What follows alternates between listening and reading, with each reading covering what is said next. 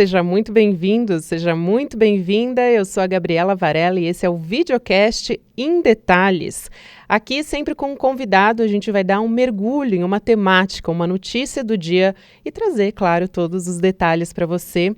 Hoje nós vamos falar principalmente sobre a reunião secreta do presidente do Banco Central e o ex-presidente Jair Bolsonaro.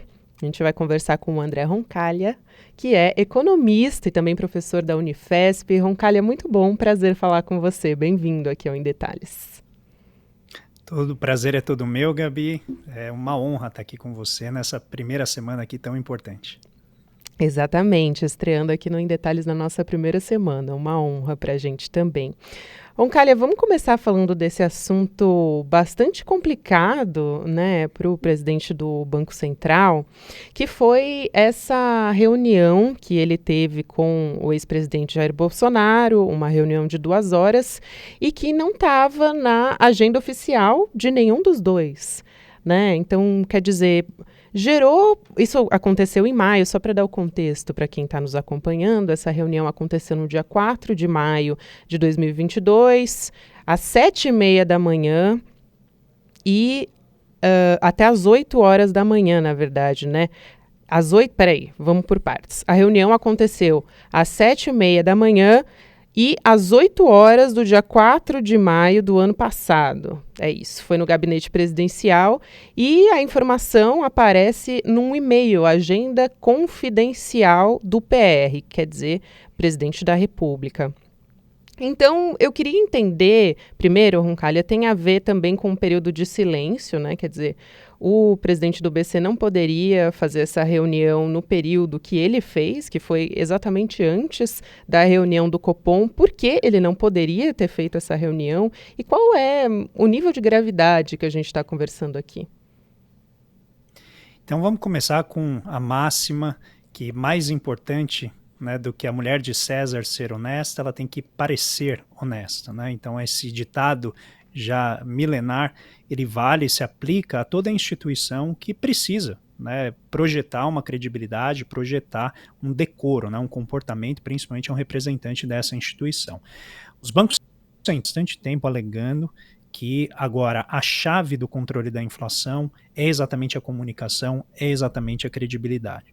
Então o Roberto Campos Neto, ao atuar dessa maneira, ele faz um grande desserviço, né, à credibilidade do Banco Central, e por mais que haja formas de justificar, Gabi, e certamente as há, eu não acho que foi adequada essa reunião. Então vamos dizer, o período de silêncio que obriga todos os integrantes do Conselho de Política Monetária, 6 dias antes da reunião, a não mais darem entrevistas, não se pronunciarem mais sobre o cupom, ele não requer e nem proíbe que haja reuniões das autoridades, principalmente o presidente do Banco Central, com outras autoridades políticas.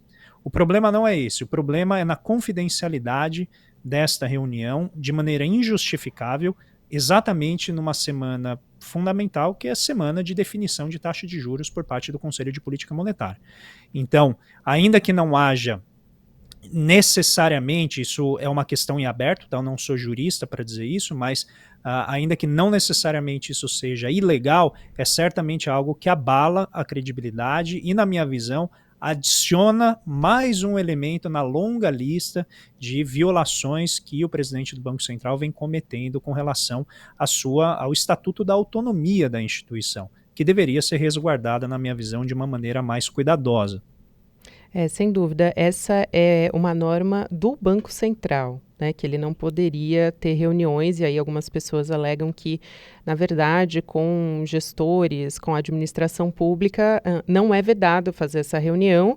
Por outro lado, empresários ou qualquer pessoa que tenha algum tipo de influência, que possa vir a ter uma influência na reunião do Copom, não poderia existir essa reunião. E o presidente não deixa de ser uma autoridade, quer dizer, poderia sim ter alguma influência. E outra ponderação que algumas pessoas que defendem, que o próprio Roberto Campos Neto, é de que, na verdade, a taxa depois foi elevada depois dessa reunião. Ou seja, então o ex-presidente Bolsonaro não teria tido alguma influência que pudesse, né, favorecer, vamos dizer assim, o presidente da República. Ainda assim, é bastante questionável. Quer dizer, então por que a reunião foi confidencial? E ainda assim, ele Exato. poderia ter uma influência, né? Apesar de não ter tido essa queda na taxa de juros, ainda assim, isso poderia ter acontecido. E se tivesse acontecido, seria bastante questionável, né, Roncalha? Então, vamos analisar as implicações disso, porque talvez até mais importante de saber se foi legal ou não dentro, né, dos ditames ali do Estatuto da Autonomia, é importante entender qual que é a implicação. Porque um Uhum. presidente da República que às 7h30 da manhã recebe uma informação potencialmente privilegiada na medida em que a gente não sabe o que foi discutido nessa reunião. Então, dado todo o comportamento do Bolsonaro e do Campos Neto, né, de eleição, eu já, né, vou pressupondo o pior. Se das 7h30 às 8h da manhã, antes da decisão do Copom, Roberto Campos Neto avisa, insinua ou sugere, né, uma elevação da taxa de juros, o presidente Bolsonaro tem o dia inteiro, uma informação privilegiada que lhe faculta tomar decisões no mercado de ativos, Uhum. divulgar essas informações para pessoas próximas a eles que podem formar posições no mercado de ativos de renda fixa ou desfazer-se de posições no mercado de renda fixa e lucrar tremendamente com essa informação. Se ninguém sabia qual iria ser a decisão, então existe um espaço de enriquecimento ilícito que ocorre por meio de tráfico de informação privilegiada num contexto de uma reunião secreta. Tudo isso eu estou colocando como condicionantes, porque a gente não sabe se isso aconteceu. E não Mas vai o saber também, espaço, né? Porque estava como isso, a confidencial essa reunião. oportunidade estava ali. E Uhum. esse é o ponto. Se a oportunidade, né, foi aproveitada, né, talvez valesse uma investigação. Tá certo. E, bom, o próprio Banco Central depois se pronunciou, disse que nenhum tema relativo ao Copom foi tratado durante esse encontro. Foi uma resposta protocolar.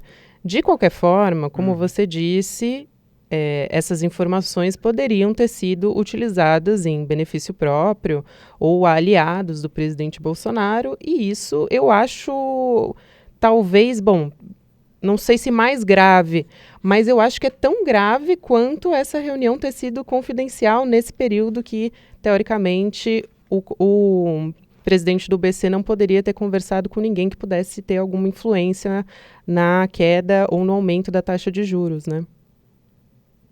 Então vamos, né, ser bem sinceros e francos aqui. O Roberto Campos Uhum. Neto, ele vem soltando essas informações em reuniões privadas de uma maneira muito escancarada, o que revela o sentimento de impunidade que ele tem, em que basicamente ele está blindado. Está blindado pelas forças políticas conservadoras no Congresso, está blindado porque existe, né, todo um conjunto de forças no rentismo brasileiro, que são os grandes lucradores com essa taxa de juros muito elevada, e ele então se sente à vontade para fazer coisas que nenhum banqueiro central em outros países faria. Então, primeiro, ele se sente à vontade de falar sobre a política fiscal do governo, que foi eleito pelas urnas. Ele se sente à vontade para fazer reuniões com grandes de investimento, coisas que seriam impensáveis para um banqueiro central europeu ou norte-americano. Apenas a título de ilustração, o presidente do Banco Central americano, nos últimos 2 anos, deu duas e apenas em universidades. Roberto Campos Neto faz palestra, né, na Faria Lima e nas gestoras de riqueza mundo afora com uma maior frequência, talvez várias vezes durante a semana. E muitas vezes a gente nem sabe o que ele diz. Em reuniões privadas, Gabi, ele frequentemente fala sobre o Copom. Então, tanto a Globo News já divulgou isso, quanto a própria reportagem da Piauí sobre a ascensão do Haddad, que tem ali um trecho sobre a relação dele com o Roberto Campos Neto, insinua que numa reunião com o grupo Esfera, aquele grupo de empresários conservadores, ele falou que a taxa de juros não iria cair antes de agosto. Ou seja, como que o presidente do Banco Central, em reuniões privadas, Isso está não falando com seria informação empresários, né, privilegiada, sobre o que então? vai acontecer com o Copom? Na minha André. visão, isso é Uhum. literalmente tráfico de informação privilegiada. Exatamente. Eu acho bastante importante a gente pontuar isso, porque eu acho que essa informação ficou um pouco perdida ali, né? Na semana passada ela veio à tona sobre a gravidade, mas enfim, depois a gente teve um monte de notícia envolvendo a família Bolsonaro e a Mauro Cid e todo o entorno ali do presidente Jair Bolsonaro, e ela ficou um pouco perdida ali, mas eu acho que é bastante importante a gente demonstrar, e como você disse, tem um histórico também, né, Roncalha? A gente teve o presidente do BC num grupo de WhatsApp com ministros do ex-presidente Jair Bolsonaro. Depois ele também foi votar com a camiseta do ex-presidente, né? Ou seja, deixando claro ali qual que era a posição política dele. E não vai muito ao encontro do que ele diz, né? Que é meramente uma função técnica. Ora, se é, então ele deveria, quer dizer, nenhuma, né, função é meramente técnica, tudo é político, acho que vale fazer essa ponderação. Mas, por outro lado, ele está deixando muito claro qual que é a posição política dele ali, né? Evidente, ele não deveria, né, ter feito essas manifestações, principalmente porque a partir de 2021 ele se torna um presidente autônomo do Banco Central, com mandato fixo, com todo um conjunto de regramentos sobre o comportamento dele, particularmente porque o Banco Central afeta muito a dinâmica dos mercados pelas expressões e comunicados dos seus representantes. Então, para mim, realmente é constrangedor e estarrecedor que não haja nenhum questionamento por parte da grande imprensa corporativa que adora celebrar o avanço institucional, né, principalmente nesse caso do Banco Central, que é o banco, a instituição pública que regula o principal preço da economia, que é a taxa de juros. Então, o comportamento dele claramente político-partidário, claramente enviesado em favor daquele que perdeu as eleições, se mantém, né, depois da virada da troca de governo, e ele atua nas sombras e atua de maneira bastante descarada, né, tentando defender o indefensável, que é uma taxa de juros de 13,75% ao ano, quando os modelos do Banco Central já sinalizam, né, um espaço muito grande para reduzir a taxa de juros. Então a gente está asfixiando a economia brasileira porque existe uma atuação político partidária da parte do presidente do Banco Central, só que, né, com o apoio e com a blindagem de fortes setores da imprensa corporativa e da Faria Lima. Essa é a grande questão, é esse o senso de impunidade que se mantém, porque os interesses que ele defende, que eu chamei, né, de sindicato do rentismo, acabam sendo, né, a proteção principal dele. Mas, na minha visão, a gente deveria atualizar o regime de metas de inflação, deveria regulamentar, né, a autonomia do Banco Central para colocar limites à atuação do presidente, principalmente quando isso afeta e ameaça a própria credibilidade do órgão que ele representa. E aí, Roncalli, a gente teve esse primeiro resultado positivo, essa sinalização positiva do Copom, em que a palavra final, inclusive, né, o voto, vamos dizer assim, de Minerva foi do próprio presidente do Banco Central. Qual que é a sua expectativa para a próxima reunião? Essa primeira que aconteceu, inclusive, vale a pena a gente ressaltar que foi a primeira que incluiu nesse grupo, né, de diretores 2 indicados pelo presidente Lula, né? Exatamente. Então, para as próximas reuniões, ao que tudo indica, a ata, né, da última reunião mostra que há um acordo para reduzir ao ritmo de 0,5 ponto percentual por reunião. A gente está falando aí de uma redução adicional de algo em torno de 1,5%, né, 1,5% até dezembro, que é a última reunião. O problema qual é, Gabi? A política de preços da Petrobras foi acionada e eles reajustaram o preço dos combustíveis. Quase que prontamente, o presidente do Banco Central já vai a público e diz: o impacto sobre a inflação vai ser de 0,4%. Uhum. Então, na minha visão, Roberto Campos Neto tá que nem a música do Tim. Me dê motivo, tá procurando motivo, né, para poder justificar ali a manutenção da taxa de juros ou pelo menos desacelerar o ritmo de queda. Né? Ele é um jogador político, a gente não deve subestimar a capacidade dele de atuar politicamente. Ele tem muito apoio, né, nas classes endinheiradas do país.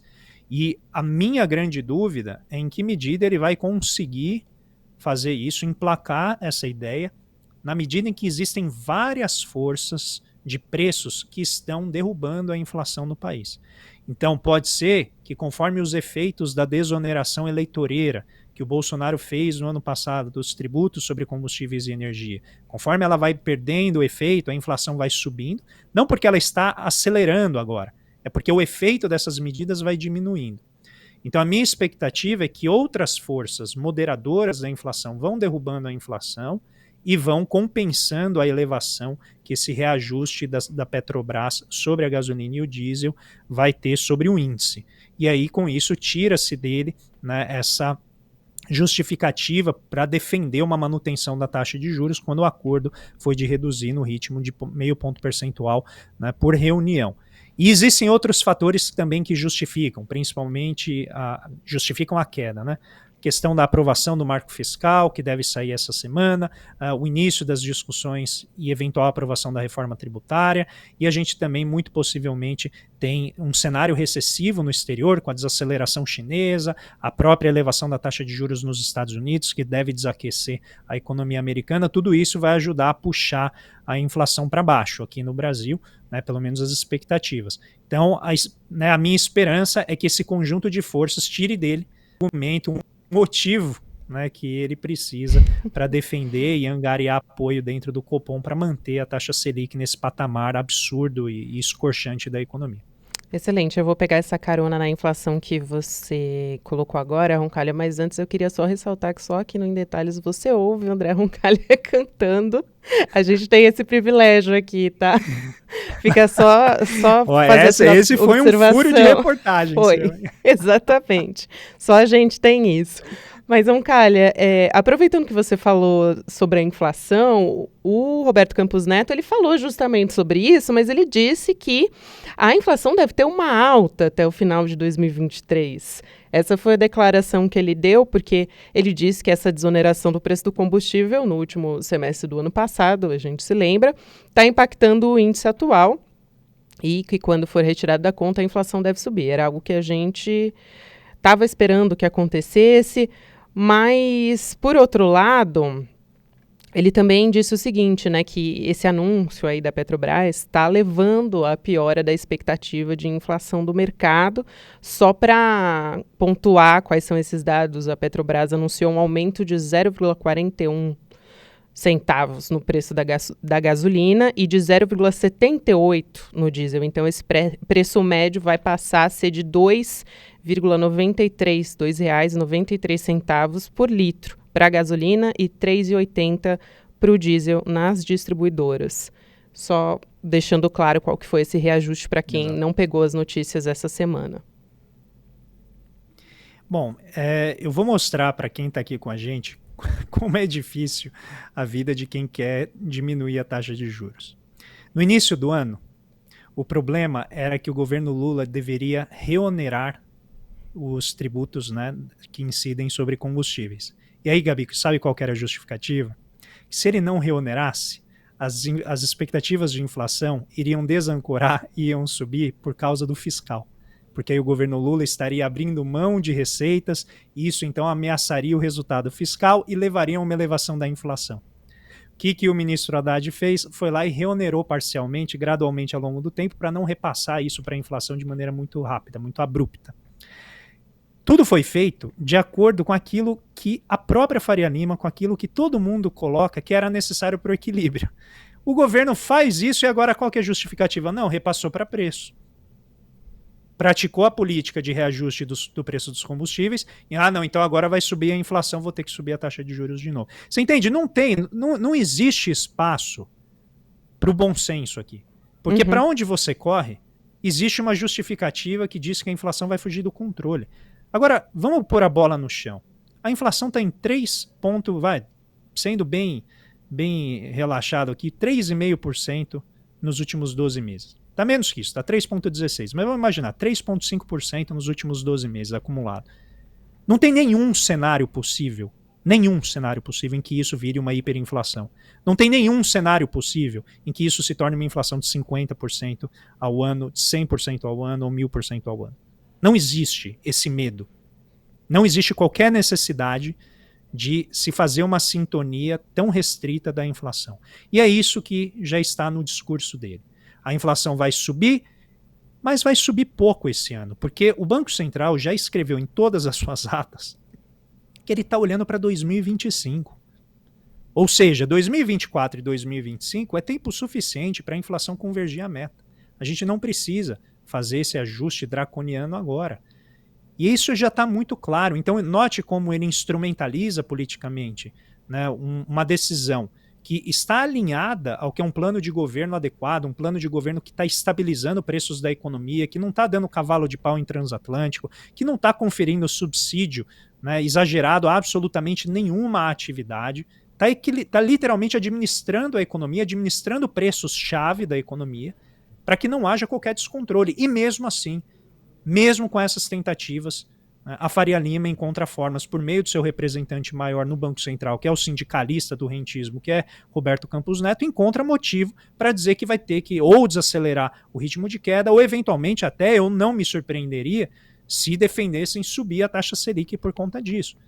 Eu quero acreditar, Gabi, que o bom senso vai prevalecer dentro do Conselho de Política Monetária e que isso não ocorra, que não haja nenhuma mudança no sentido de elevar a Selic, porque não faz absolutamente nenhum sentido, porque a média da inflação, ela está controlada, não tem nenhum risco de desancoragem de inflação no médio e no longo prazo. E aí, para deixar bem claro, porque uma dessas justificativas que ele usa é o setor de serviços, né? A inflação do setor de serviços. Ele diz que está caindo, mas que muito lentamente, que aí a preocupação seria com isso. A gente pode explicar para quem está nos acompanhando qual que é o impacto disso? Bom, eu acho que se tiver setor de serviços em Marte, ele vai ter inflação elevada. Tá? Porque depende de trabalho. E tudo que depende de trabalho acaba tendo um componente elevado de repasse de preço para salário. Então, setor de serviços que mexe com saúde, com educação, eles têm reajustes automáticos. Todo ano, o que eu chamo de inflação gregoriana. Virou o calendário, passou lá 31 de dezembro, você já tem um monte de serviços reajustando seus preços, pelo mero fato de que virou o ano. Pega a inflação do ano anterior e repassa para preço. Isso é o que a gente chama de inércia. E o setor de serviços, ele é dominado pela inércia inflacionária. Além disso, você tem utilidade pública, que são os chamados preços controlados, energia elétrica, os planos de saúde que são tabelados, uma série de produtos que são reajustados de acordo com a inflação passada. Então é evidente que o setor de serviços que está recompondo a sua atividade depois de quase 2 anos de pandemia, com portas fechadas, ele vai recompor e vai ter alguma pressão de preço para recompor a atividade econômica desse setor. Isso é absolutamente esperado, não tem nenhuma grande surpresa aqui. O problema é acomodar essa recomposição do setor de serviços com a queda de preço em outros setores. Agora, o que a taxa de juros está fazendo, na minha visão, que é muito preocupante, é matar empresas. A gente tem tido recordes de recuperação judicial de empresas, recordes de falências de empresa, e exatamente no setor que emprega 9 em cada 10 trabalhadores, novos empregos, que são gerados, que é o setor de serviços. Então, o setor de serviços, ele não pode ter crédito muito caro, porque em geral são pequenas empresas que não têm acesso a crédito, já estão excessivamente endividadas. Manter a taxa de juros nesse patamar vai gerar exclusivamente um único resultado, que é aumento do desemprego. Só não está gerando ainda porque existe uma força grande vindo do lado do gasto público, com a PEC da transição, que está elevando a renda das famílias. Agora, se não fosse isso, a economia estaria em maior frangalho do que está agora, e certamente a gente poderia estar crescendo muito mais se não fosse essa intransigência monetária por parte do Conselho de Política Monetária do Banco Central. Roncalho, eu quero aproveitar a sua presença aqui, a gente já está se encaminhando para o final, mas antes eu queria saber como que tem sido os diálogos do governo federal e o próprio BC com bancos para procurar alternativas para substituir o rotativo do cartão de crédito. Essa é uma grande preocupação das pessoas. Aliás, essa é a modalidade de crédito mais cara do país, atualmente, com juros altíssimos e que prejudica muito a população de baixa renda. Eu tenho acompanhado essa discussão com muito ceticismo, porque na minha visão eles estão mexendo em tudo que é acessório e perfumaria, não estão mexendo no central, que é a taxa de juros.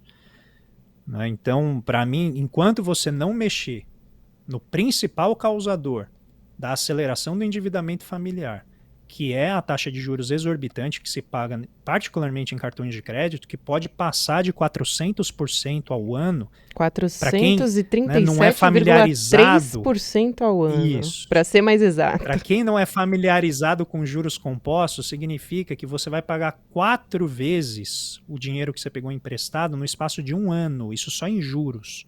Então você tem que pagar 4,3 vezes a mais e ainda o dinheiro que você pegou emprestado, que é o principal. Então a gente está falando de algo exorbitante, assim, algo que foge a qualquer bom senso, né, dentro de uma economia, é algo que está muito fora do nosso, de qualquer padrão internacional. Então não mexeu nisso, como um amigo meu me disse, né, comentando essa decisão, né, ou essa proposta que o Roberto Campos Neto novamente vazou antecipadamente antes de estar negociado, é o equivalente a você evitar a traição do seu cônjuge tirando o sofá da sala, entendeu? Não vai mudar nada, porque, né, o principal problema não é o número de parcelas, não é em si a questão do pagamento mínimo, mas é a taxa de juros exorbitante. Isso é algo que o Eduardo Moreira, né, que está aqui com a gente, já faz há muito tempo, que é denunciar, né, o abuso que é a cobrança de taxa de juros no Brasil. Então, pode ajudar, Gabi? Vai aliviar eventualmente, vai impedir que as pessoas entrem na bola de neve da dívida do cartão de crédito? Vai ajudar, mas não vai resolver porque as famílias vão cair em outra bola de neve de dívida, né, em outro tipo de acordo, outro tipo de linha de crédito. Então a questão, na minha visão, passa necessariamente por atacar a taxa de juros, o oligopólio dos bancos e também, né, das empresas que fazem a gestão desses cartões.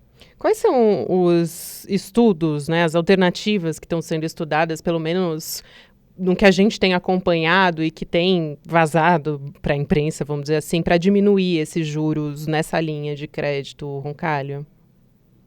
Então, existem já medidas que foram tomadas pelo Ministério da Fazenda já desde 2006 e em 2019 teve a concretização do cadastro positivo, que é uma tentativa, né, de tirar as pessoas daquele catálogo geral de credores, de devedores, desculpa, em que a gente é visto pela média, né?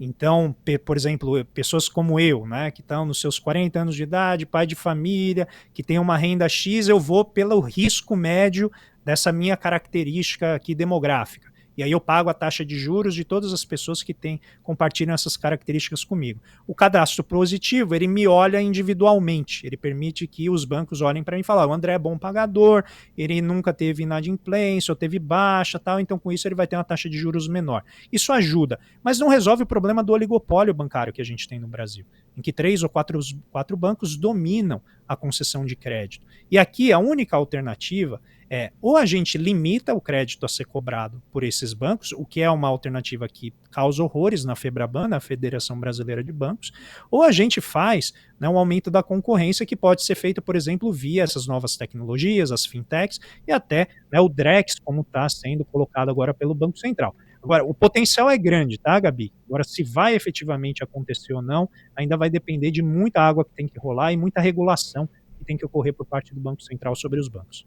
Muito bom, Roncalha. E a gente precisa, né? Porque a gente tem famílias endividadas, é um dos maiores problemas que a gente tem hoje. Então, é uma medida importantíssima, o quanto antes da gente ver avançar, né? Então, a gente espera que essas discussões avancem. E eu queria só destacar que o Claro. Desenrola, que é esse programa de limpeza do balanço das famílias mais pobres, né, das famílias endividadas, ele enxuga o gelo, né, na medida em que ele faz algo positivo, que é limpar o balanço das famílias. As famílias ficam menos endividadas, têm maior caixa para poder cumprir as suas obrigações financeiras, mas não liberam, não protege as famílias de cair novamente no endividamento. Então, ou a gente repensa toda a estrutura do crédito pessoal, do crédito familiar no Brasil, de uma maneira a incorporar os bancos, né, a reduzir as taxas de juros, a não ter essa cobrança abusiva, ou a gente vai, daqui a alguns anos, ter que fazer outro desenrola novamente, onerar, né, o orçamento público com isso mais uma vez, e eu acho que está na hora do Brasil aprender de uma vez por todas e começar a atacar o oligopólio dos bancos que mantém esses juros exorbitantes no Brasil. Sem dúvida. André Roncalha, muito obrigada pela sua participação. Foi um luxo ter você aqui. Um prazer enorme te receber. Um beijo para você. Espero que você volte em breve. Com notícia boa, né? Por favor. A gente precisa. Olha, eu não vejo a hora de voltar com notícia boa, Gabi. É um prazer, foi uma honra estar aqui com você. Desejo toda a sorte, todo sucesso aqui com o programa e contem sempre comigo, tá bom? Com certeza. Um beijo, até a próxima. Bom, o Beijão. videocast em detalhes fica por aqui. O próximo episódio vai ao ar às 10h30 da manhã, ao vivo no YouTube, por onde você acompanha toda a programação do ICL Notícias, sempre de segunda a sexta-feira. Você também pode acompanhar, eu te lembro, o podcast em detalhes na versão podcast, como eu disse, nas plataformas de áudio, na plataforma que você preferir ouvir. Para quem acompanha essa transmissão ao vivo no YouTube, a partir de agora você fica com o videocast Mercado Investimentos com o André Campedelli e com a Débora Maganha. E às 6 horas da noite você fica com o ICL Notícias, segunda edição, com a Roberta Garcia, Chico Pinheiro, Chico Sá, grande elenco. Até amanhã.